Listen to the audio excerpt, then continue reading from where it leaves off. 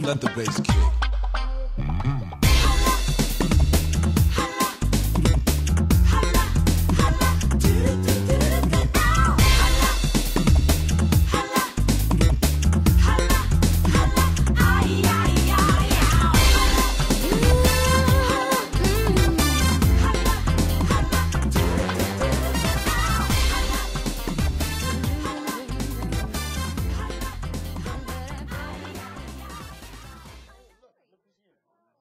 Parang maganda yata bumili talaga ng property dito sa Pilipinas and then have it rented out, diba? What do you think? Alam mo, Fred, because of guys like you na parang baby-making machine. Parang farm. Ano ba? Ano farm? Kasi naman, 5 kids in 5 years. 92 million na tuloy ang populasyon ng Pilipinas. Uy, pero ang good news, sa dinami-rami ng tao dito sa Pilipinas, there will forever be a market for quality homes. Whether you want to buy for, let's say, rental income, to resell, or kung gusto mo tiran, ganun talaga eh. Parang basic law of supply and demand lang yan. Basta ako, convinced ako sa Philippine real estate. Ako rin. Believe ako sa Philippine real estate. Ano pare?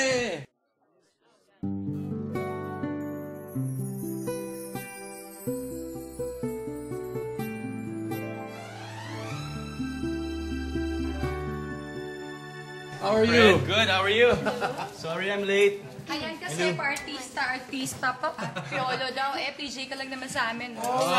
Nurse, how's Manny? Well, ito, we're doing okay. In fairness, we're doing pretty well. I was just telling them that we are planning on investing on a condo unit. Sweet, ano? Because, you know, over the years, we were able to save. It's so sarap pala to feel that you can afford your own home. That's true. You know, that's a very good idea. Ikaw pare, how are the kids? How's business? Alam mo naman nangyari sa Amerika, diba? Yeah. But Canada's okay. My supermarkets are doing very well. Kaya lang medyo na-burn ako sa stocks. Alam niyo, Meredith, Fred, ako simpleng tao lang naman. Simple. PIOLO ka na nga eh. Dati nga, naghahabulan tayo sa village. Oo nga. Ngayon siya na lang hinahabol. Don't remind me. Seriously, guys, especially you, Fred. I mean, ako, medyo malayo na narating ko sa career ko ngayon. But you know what I've learned? You have to be careful about where you put your hard-earned money. Lilibre mo kami? Oo naman. Uy, nakakahiya naman. Banana cake. Oh, pizza. I mean, wala naman ako masyadong alam sa stocks, bonds, mutual funds, at saka mga derivatives. What are those anyway? Oo nga, mahirap intindihin yun eh. Yeah. I mean, why buy something that you cannot see, touch, or feel? That's true, huh? Yeah, with real estate, you buy something tangible. I mean, come on, it's a home. Whether it's a condo or a house, it's something that you use, and it's almost always sure to appreciate in value. That makes sense, huh? Right? Makes sense. Not like stocks or bonds, where all you hold is a piece of paper. Why buy real estate? It's simple. Why buy real estate? It's simple. Low risk versus stocks, bonds, pre-need. When you move in, you automatically save on rent. When you rent it out, it is income generating. Asset value is preserved versus the volatile stock market or pre-need plans. Real estate has been proven to keep their value over the long run. It is a hedge against inflation. Tapos if you buy now and take advantage of pre-selling prices, naku, ang laki ng savings and profit if you ever decide to sell eventually. Uy, thanks sa pizza. Okay to, tama-tama. Eh, napanood ka sa last movie mo, ah? Yeah. Oh, you're super guapo there, ah. Basta I remember one of the first movies I ever did was with no other than the star for all seasons. Si Ate V. And you know what the best ever advice she gave me was?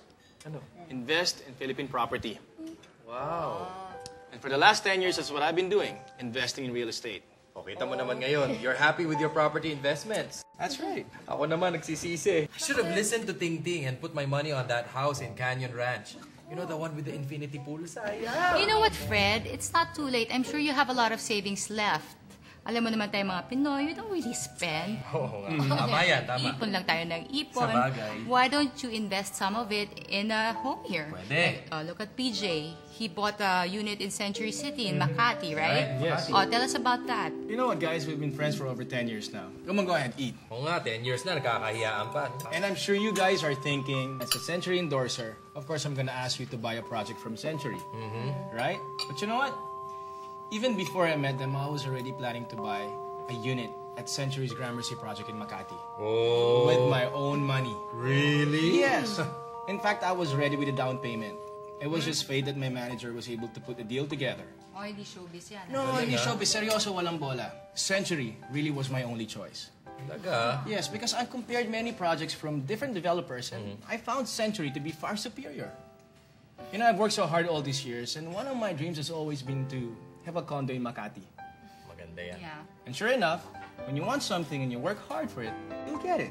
Right? Ganyan naman tayo mga Pinoy eh. Ganyan tayo mga Pinoy. Kaya let's get it. Let's eat it. Siyempre, as Century's ambassador, I got a really nice unit. But as your friend, I do encourage you guys to really do research. Because ako, I'm very careful. I really went out there and looked at all the projects in the market. And I studied all of the different developers. And you know what? Century really is the best. Yes, value for your money. Super luxurious projects. Plus, the people really treat you well. And their service is impeccable. Hindi yung once na binigay mo yung check mo, papabayaan ka na nila. No. I mean, they really care for their clients. Plus, Century projects are really different from the others because they are truly visionary. And they have had a lot of firsts, huh? Like they created Essenza, the first luxury residence to rise at Fort Bonifacio. Yes. And they were even voted best residential condo in the country. Meron pa yung South of Market, first fully fitted siya, tsaka first fully furnished condo in the country. Right. And Ano pa? yung Soho Central, the first transportation-oriented development in the country. And there's another one, yung GSM. GSM, that's naman the first condo that's really fully fabulous with 3 interior design options. Tsaka yung sasabi niya ng Century City. Oo nga eh. Sprawling mixed-use development rising in Makati too. But you know, guys, Century may not have the most number of projects out there, but they're always quality over quantity. That's important. Compared to the other developers, theirs is really the best. Kasi right. yung kanila, best locations din eh. Sa bagay. Biruin nyo, 60 buildings 60 in buildings. 25 years. Isn't that Really? impressive? Yep. I'm so impressed. And they say they always deliver on time. And sometimes even ahead of schedule. said it. Imagine, and you guys, you have to research. Dapat yung mga napanalunan ng awards.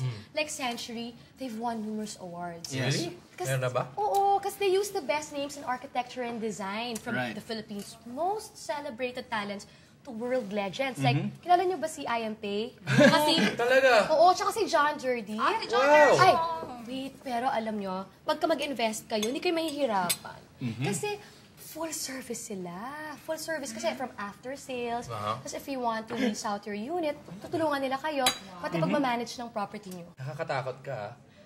But what are we waiting for? So bumili na tayo ng Philippine property now. But not just any property, dapat Century Properties.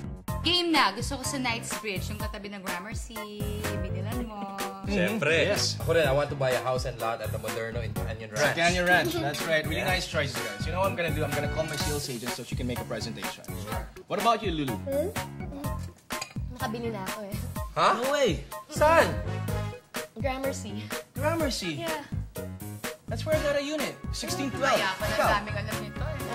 1611. What? Pag-break ko dun, girl.